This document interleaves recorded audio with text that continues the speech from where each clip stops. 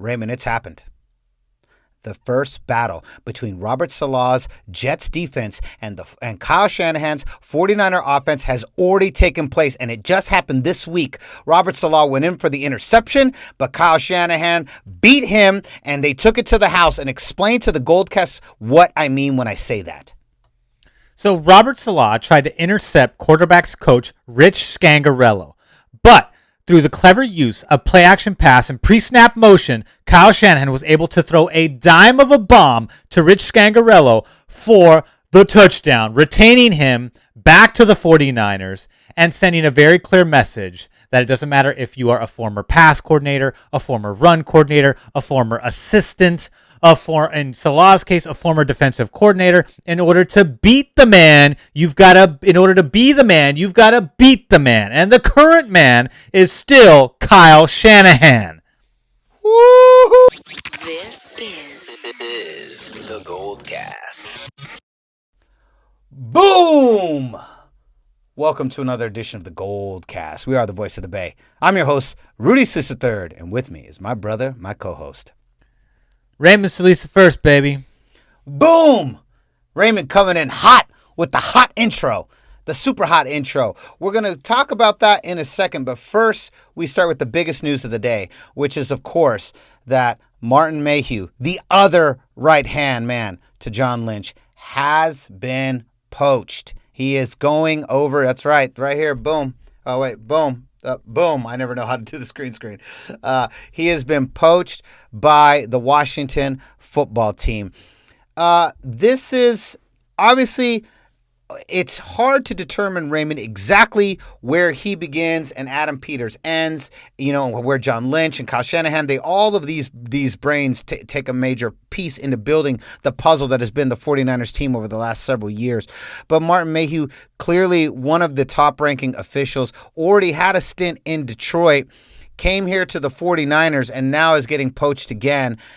This is kind of the name of the game. We really wanted to keep Adam Peters, I think maybe because his success was more direct. We could clearly see a through line from Denver, the two Super Bowl teams, to the 49ers and this Super Bowl team. We could clearly see a through line with what he has done and the difference of when he left. We know Denver's never been the same ever since he's left.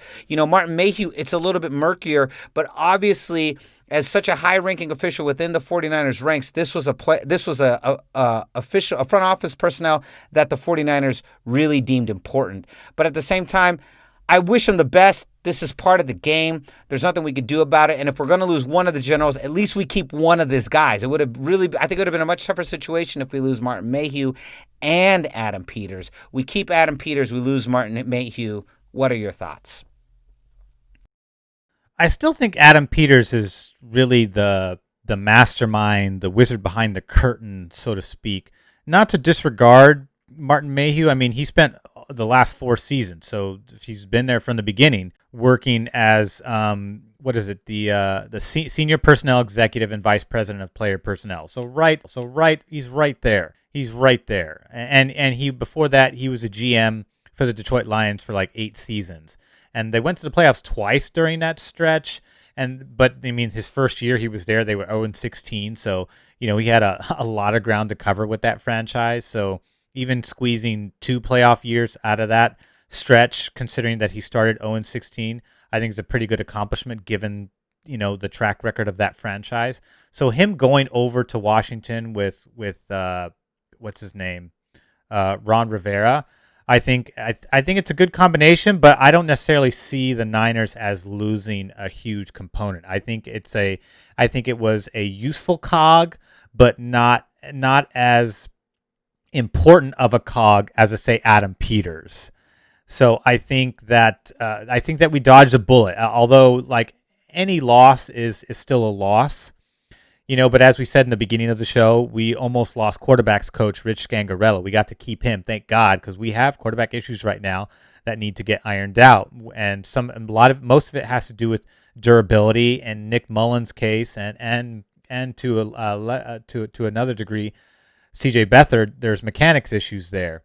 Jimmy doesn't necessarily have those issues. Jimmy's is just durability. So hopefully he gets that sorted out in the offseason. But to cycle back to the main story here, I'm okay with this move. In fact, I wish Martin Mayhew the best. I hope he does well in San Francisco. I think it's a great combination with Ron Rivera. He's a good coach. You mean in Washington? In Washington. Sorry, yeah, with in Washington, I think he's a good coach, and he was obviously did well in Carolina, and he took the Washington football team to the playoffs, even though they had a losing record, and it was just because by default they get to go.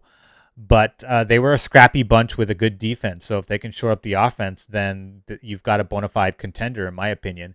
So I think that him combined with Ron Rivera should have, few issues seeking out the talent that they need in order to fix things over there. But again, you have to go to the professional podcast, the professional football podcast, if you want to hear more about that. Or I think one's called the Riverboat Cast, which is a cast dedicated to Ron Rivera. And I Rudy, there's another one that you listen to. I was going to add to it that the professional football podcast, remember we discussed a couple of weeks ago how that's one of the most difficult to find because it's on Google. It's a bit of a generic name. They're now touting on their thing the most difficult podcast to find on the internet. So I'm happy for them. I'm happy that they've kind of found their niche, and they're like, look, we're a 3-sub kind of podcast, and 3 subs is all we need. So I'm just proud of them for embracing their style. Sometimes and when you have a dilemma, you make dilemonade, and that's what those guys did. And so I'm very proud of them for that. Congratulations to those guys. Nice guys. They mean well. Friends of the show.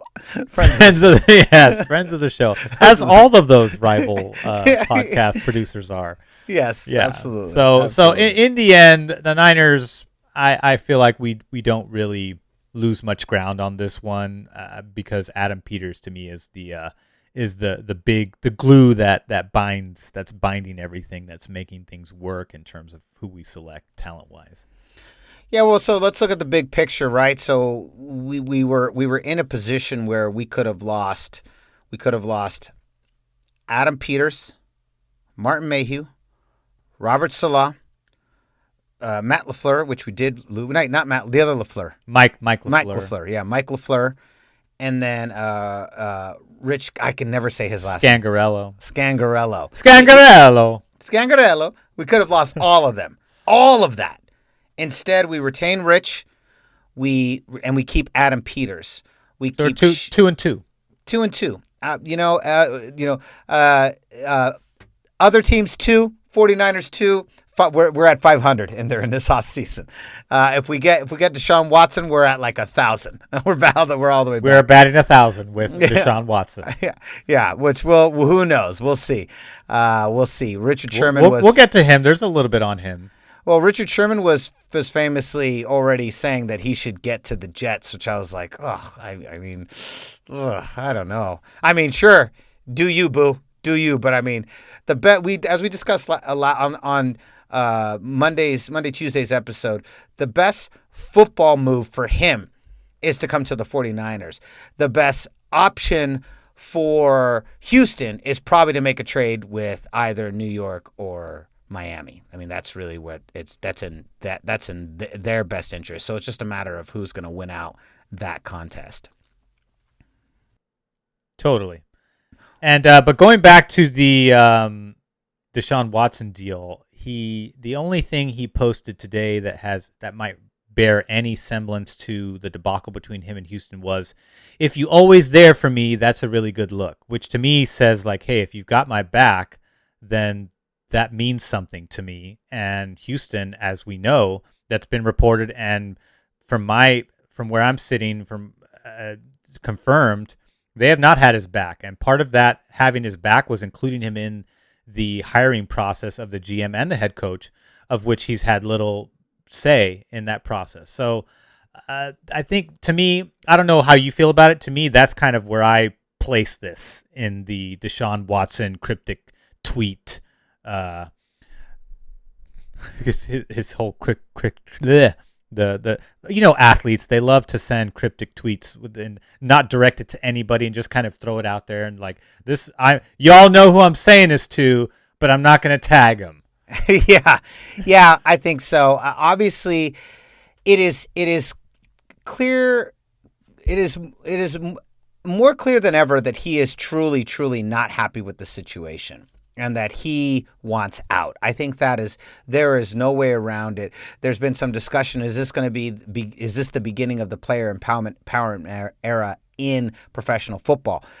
That's a big question. We've seen the player empowerment era happening alive and well for 10 years in the NBA. Is it beginning in the NFL? And this is a big move, regardless of whether he goes to the 49ers or not.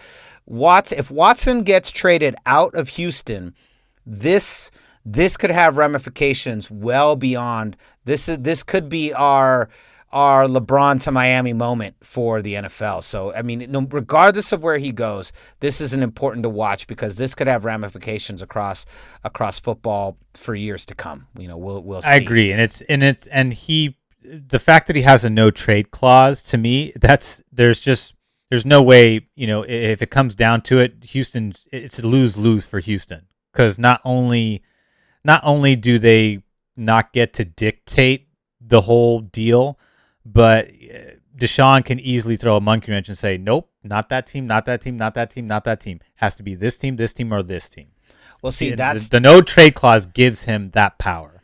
It really does. And we talked about this. Jimmy G also has a no trade clause. So they both would have to agree on waiving their trade clause just to even make this trade happen for the 49ers. Yeah, and Jimmy would have to. That's why I think you need, as others have echoed, I agree with this notion that the Niners do need another partner to satisfy Jimmy on waiving his trade. Like, what do? You ship. So you said 3-team trade with the Patriots before. So let's go. Yeah, because he'd be down to go back and play for Belichick.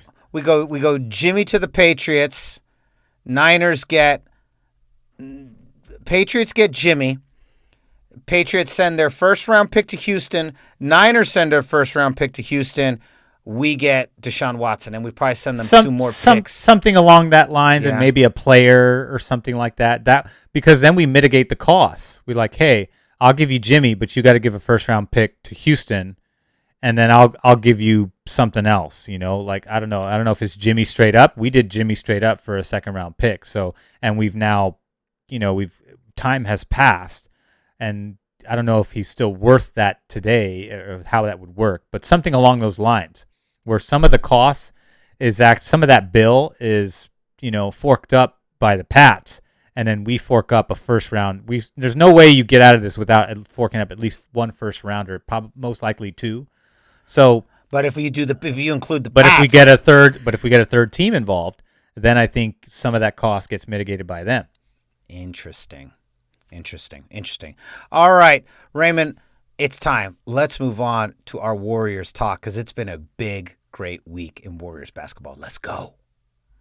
We said on the end of our last episode, Warriors were playing the Lakers. We were going to come back to this because the game wasn't even over. They're playing the Knicks tonight. That game isn't over yet, but you and I spoke offline, and we were saying if the Warriors get blown out, this is going to be a great test no matter what. A great test of what this team is capable of, facing the champs, facing the best team in the league. If they get blown out, man, we still have a lot to go. If they keep this game tight and lose within a little, great. We never really discussed, well, what if they actually win? And indeed, they won. It was a nail-biter, defeating a 19-point deficit. Coming back from 19 points, they end up finishing the game 115 to 113. And it was just a barn burner. The Lakers kind of eased off the pedal, and the Warriors just kept chipping away. A 17-2 run in the fourth quarter. And you saw big contributions from Curry, Oubre, and Wiggins once again, and Draymond with 9 assists alone right there. It was just quite the game.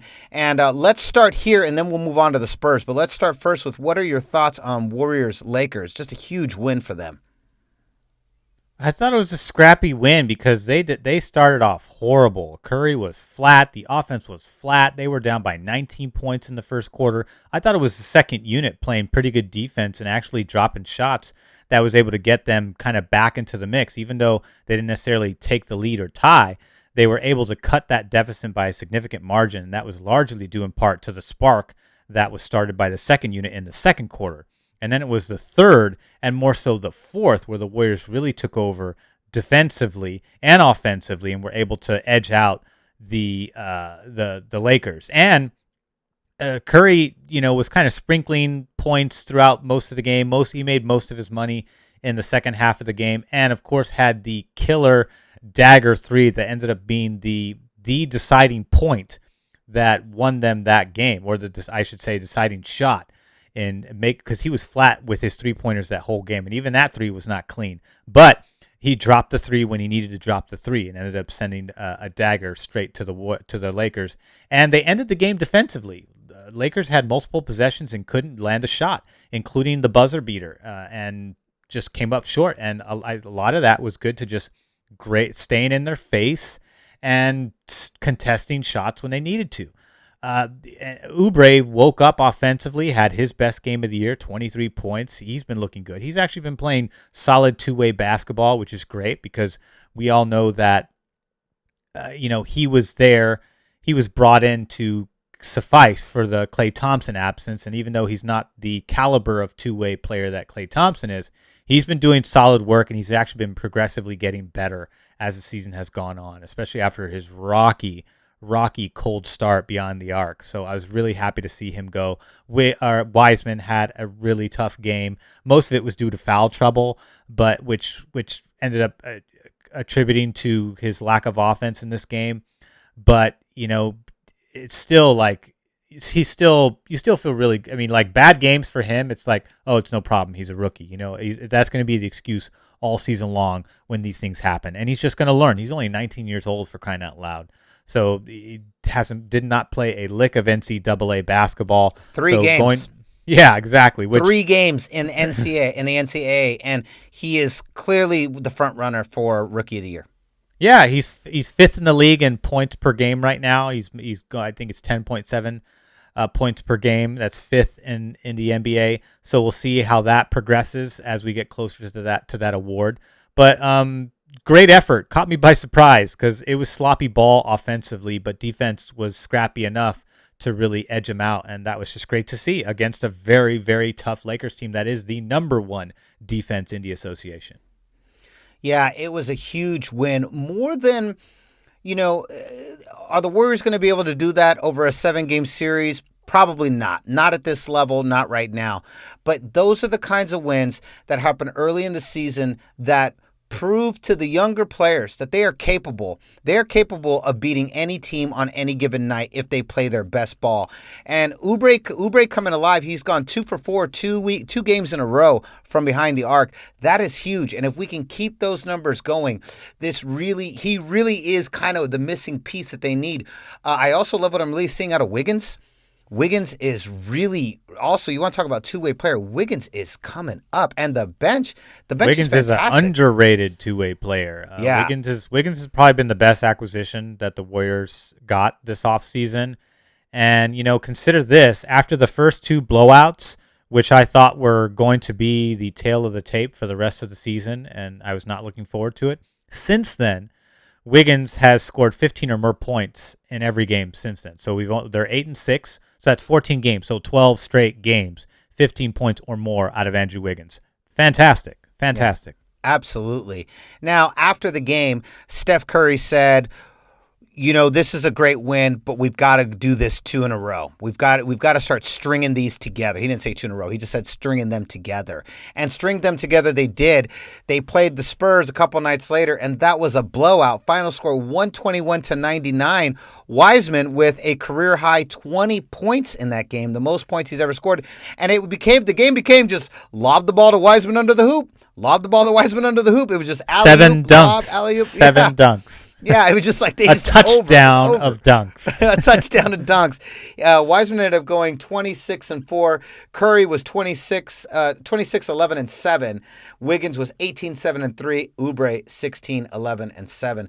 Just great production out of those guys. And again, Oubre was terrific. He had multiple turnovers against the Lakers, hitting the ball against players and having it roll out of bounds. He did that multiple times to get possessions back into the Warriors' hands. And he was pesky in this game. Had a monster. In my opinion, the best play of the game was an offensive board that he one-hand slammed I think it was in the third quarter. Like that one got the ooze out of me. I was like, ooh, man, that was fire. So Oubre's hot right now, and thank God, because we need him to fill in for Clay, and he's starting to heat up at the right time. You need to heat up now, build up that chemistry, and build up the confidence with the rest of the guys, and carry that into the rest of the season to compete for the tournament. I'll tell you who also. One more play, and then I'll tell you who the unsung hero in all this that hasn't gotten enough credit yet.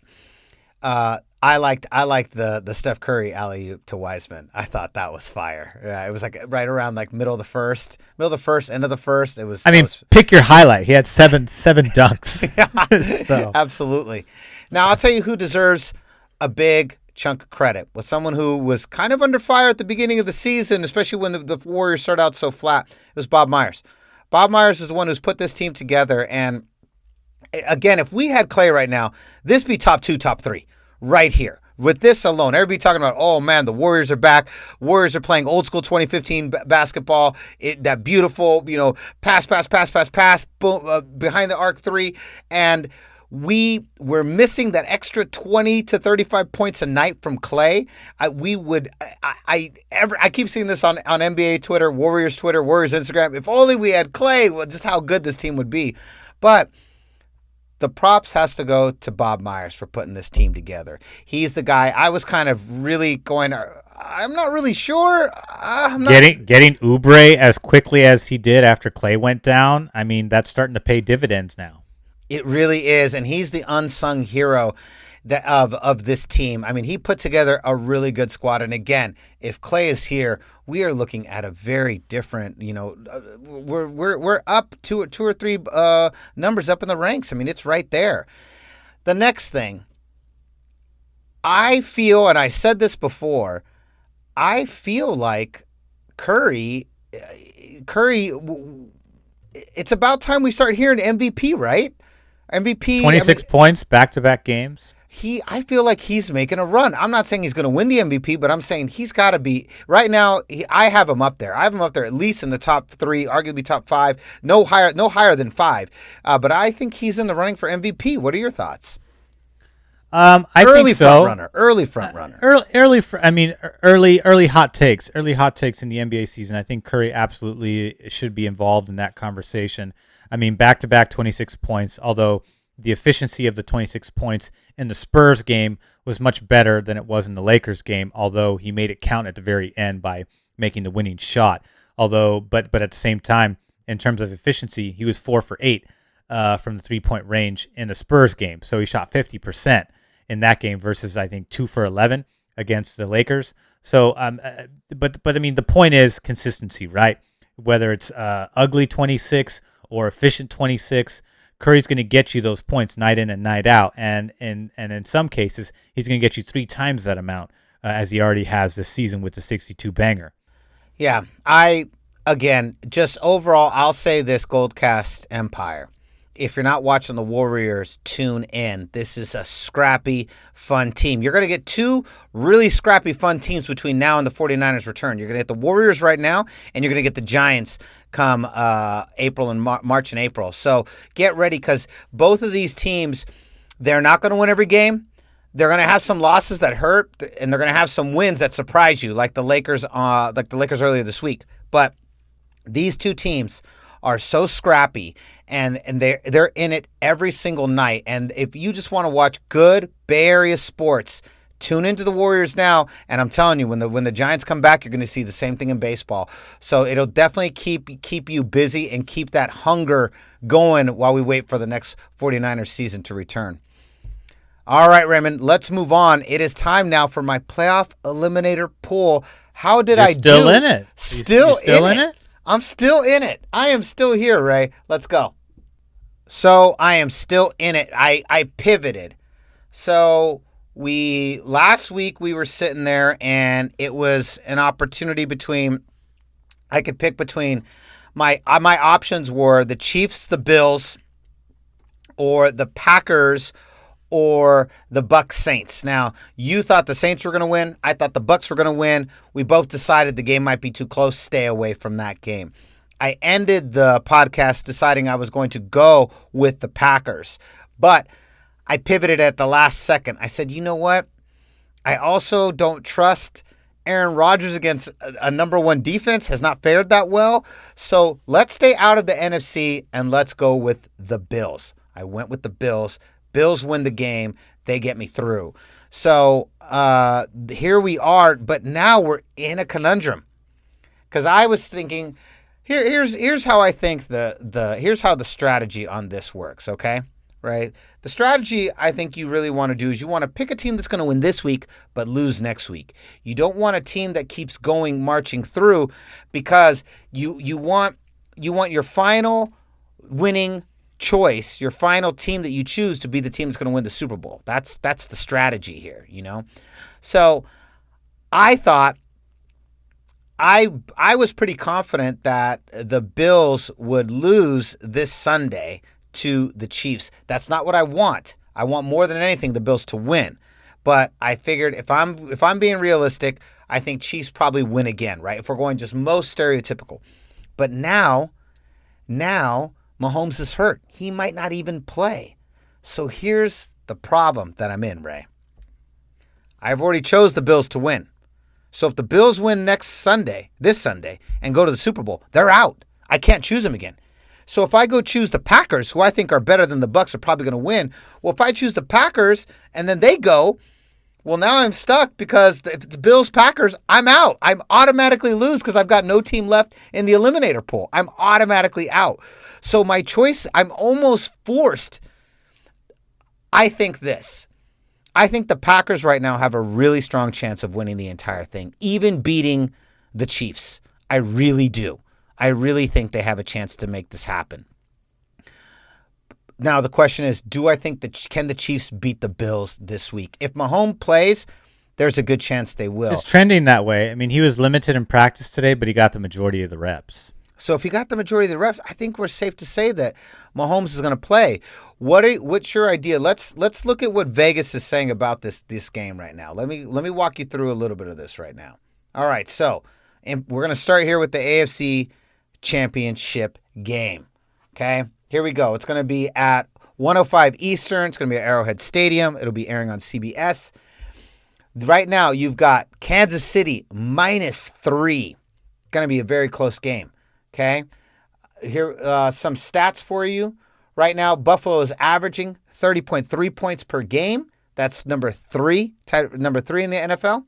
Buffalo is surrendering 22.3 points per game. That's 9th in the NFL. Kansas City is averaging 29.1 points per game. That is 5th in the NFL, just a hair below Buffalo. And they're surrendering the exact same amount of points, 22.3 points per game. That's tied for 9th in the NFL.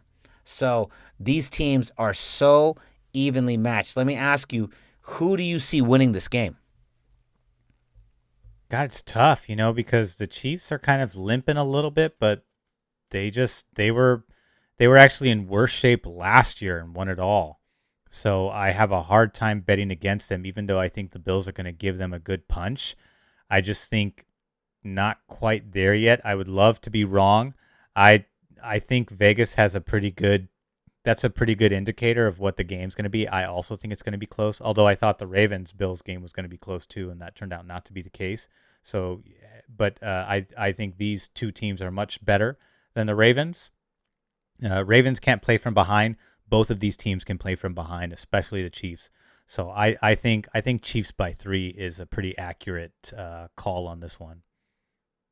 Especially if Mahomes plays. If Chad Henne plays the whole game, then no. Then I think it's the Bills to win. Right now, the betting public is 60% in favor of Buffalo, 40% in favor of the Chiefs. Yeah. You see, and I think a lot of that had to do with Mahomes going out with a concussion last week and him being limited up to this point towards the game. Yep. So let's take a look over real quick, and then we're going to wrap this up. Let's take a look here at the Bucs and Green Bay. Here we go. That game, we've got Tampa Bay. Green Bay is -3.5 favorites over the Bucs. And let's take a look at some of our stats here. These are just some basic stats. Tampa Bay is averaging 30.7 points per game. That is number 2 in the NFL, just a hair above the Bills. Tampa Bay is surrendering 21 points per game. That's tied for 7th. Green Bay is averaging 31.8 points per game. That's number 1 in the NFL. And then Green Bay surrendering 22.8 points per game, 12th in the NFL. The number 1 offense right here. I think that this is going to be the Tampa took advantage of some excellent defensive plays and some big mistakes from Drew Brees. Once again, the Saints for, a decade straight just cough up the big one. They've done this so much in the playoffs. I almost feel bad for the Saints fans because it's just a year in and year out. This is one of the best teams, and every single time this team goes into the post, something happens. And unfortunately, Michael Thomas was nowhere to be found in that game, and it was just focus on Alvin Kamara, and you got these guys. Yeah, and Drew Brees did not play at the level he's capable of, and it was sad to see Drew Brees' final game, or what most likely is his final game, go out like that, and it was over. And he hasn't announced it, and because I think knowing the competitor and the ego there, the good ego, not I don't mean that in a negative way, but I think he's wrestling with the fact, like, do I want to go out like that? Like, I'd rather him go out, like Brett Favre went out in the NFC Championship game when he was a Viking in his first year with that team, a division rival no less, and that would be a much better swan song for him. Not to just like him coughing up the ball in back-to-back possessions after the Jared Cook fumble, to just self-inflict, shoot themselves in the foot out of the playoff tournament when, to me, they were dominating and controlling that game for the most part, and then they just self-destructed in the second half. So I think he's wrestling with that. Like, do I really want my last game to be me self-destructing in a divisional playoff match, or do I want to give this another go and give it a proper send-off? Yeah, and but that's all you needed for Tom Brady to do Tom Brady things. And once again, Tom Brady is in a conference championship, this time against Aaron Rodgers and the Packers. Tom Brady and the Buccaneers are facing Aaron Rodgers and the Packers. Just let that sink in for a minute. Words I never thought would ever come out of my mouth, is that he is now one game away again from the Super Bowl. But I think it ends here, and I think it's the Packers that go. Now, the question is, Raymond, do I go with the Packers or the Chiefs? If these are the two teams that are going to win, and we both agree that they're going to win, who wins the Super Bowl?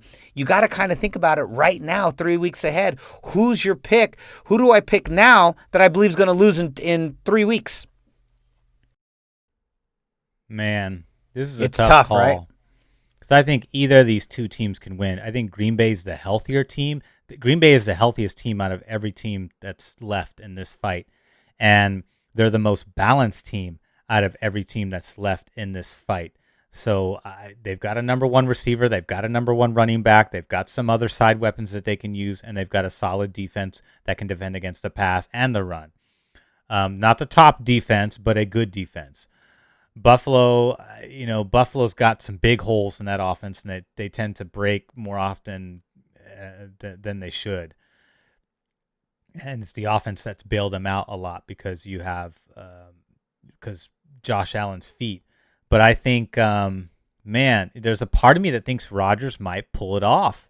There's a part of me that thinks Rodgers might get a second Super Bowl title in this run because of the fact everything I just mentioned.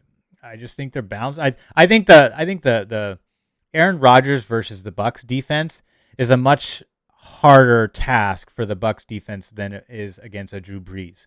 And part of that is because Rodgers is a great pump fake, and Rodgers he's still mobile. He's still mobile at his age. And Drew Brees, not so much. You need Taysom Hill if you want to play that game.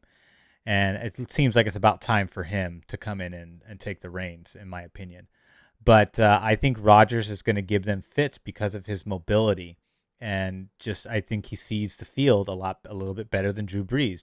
And I understand that statistically Drew Brees has a better completion percentage, but you got to remember he's also, Captain Dunk-Off like Phillip Rivers is a lot. So a lot of that stat is, a little muddled by the fact that he takes a lot of layups in his passing game, whereas Rodgers has his completion percentage, and does that a lot less because he's looking downfield. He's trying to get the intermediate throws. And I'm not trying to dog Drew Brees, but different styles here.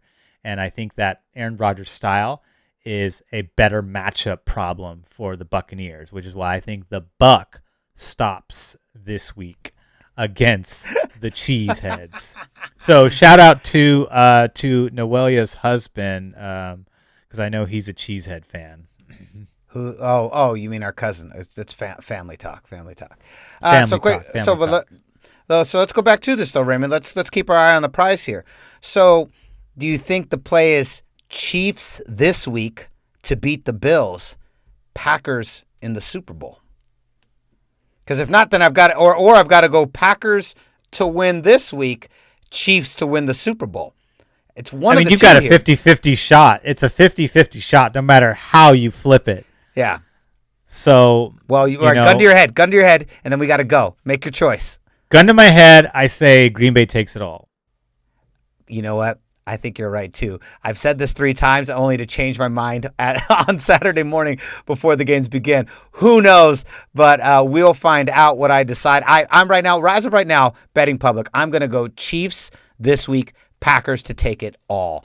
And, we'll find out next week what happens. And so concludes another edition of the GoldCast. We are the voice of the Bay. I'm your host, Rudy3 III, and with me is my brother, my co-host, Raymond Solis the first, baby. Boom! We'll see you next time. Same GoldCast time, same GoldCast channel.